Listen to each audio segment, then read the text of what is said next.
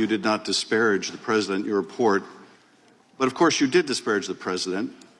You disparaged him in terms you had to know would have a maximal political impact. You understood your report would be public, right?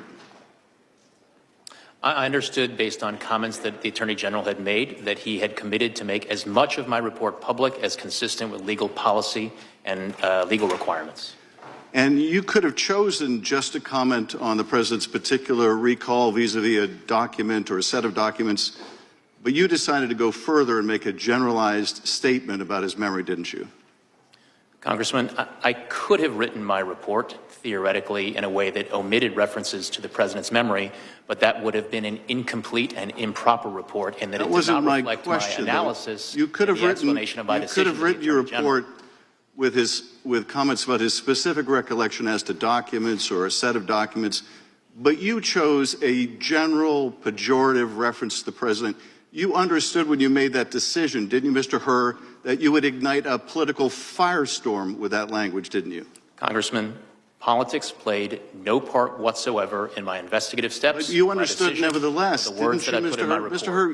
You cannot tell me you're so naive as to think your words would not have created a political firestorm. You understood that, didn't you, when you wrote those words, when you decided to include those words, when you decided to go beyond specific references to documents? You understood how they would be manipulated by my colleagues here on the GOP side of the aisle and by President Trump. You understood that, did you not? Congressman, what I understood is the regulations that govern my conduct as special counsel. And those regulations required me to write a confidential report for the Attorney General, which you knew would not be confidential. My decision, and that is what I did, Congressman. I followed the rules. You knew it would not be confidential. I followed them. You knew it would not be confidential, didn't you? Sir, the regulations required me to write a confidential report explaining my decision to the Attorney General, which you knew would be released.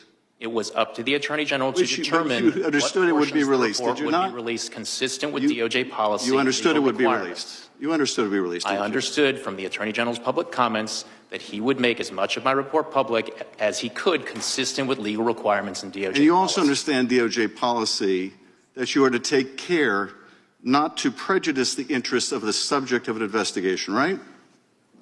That is generally one of the interests that DOJ policy requires that prosecutors respect. And it was your obligation to follow that policy in this report, was it not?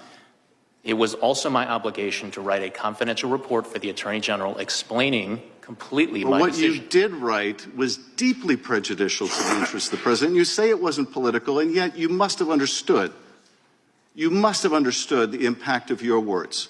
You must have understood the impact of your decision to go beyond the specifics of a particular document, to go to the very general, to your own personal, prejudicial, subjective opinion of the president, one you knew would be amplified by his political opponent, one you knew that would influence a political campaign. You had to understand that. And you did it anyway. And you did it anyway. And let me just go to some of the differences here between the president's conduct and Mr. Trump's. In the superseding indictment, on page 3, it says that Mr. Trump suggested that his attorney falsely represent to the FBI and grand jury that he did not have documents called for by the grand jury subpoena. You didn't find anything like that with respect to Mr. Biden, did you? Congressman, I do not have the Trump indictment in front of me, but I need to address something that you said in your prior question. What you are suggesting is that I needed to provide a different version of my report that would be fit for public release. That is nowhere in the rules. I was to prepare a confidential report that was comprehensive and thorough of an explanation. What is in the rules, Mr. Hurr, what is in the rules is you don't gratuitously do things to prejudice the subject of an investigation when you're declining to prosecute. You don't gratuitously add language that you know will be useful in a political campaign. You were not born yesterday. You understood exactly what you were doing. It was a choice. You certainly didn't have to include that language. You could have said vis-a-vis the documents that were found at the university, the president did not recall. There is nothing more common. You know this. I know this. There is nothing more common with a witness of any age when asked about events that are years old to say, I do not recall. Indeed, they're instructed by their attorney to do that if they have any question about it. You understood that. You made a choice. That was a political choice. It was the wrong choice. Mr. Chairman, I yield back. Did Special Counsel wish to respond to that final question? Yes, Congressman, what you are suggesting is that I shape, sanitize, omit portions of my reasoning and explanation to the Attorney General for political reasons. No, I suggest that you not shape your report for political reasons, which is what you time is did. the That did not witness' happen, response. Congressman. That did not happen.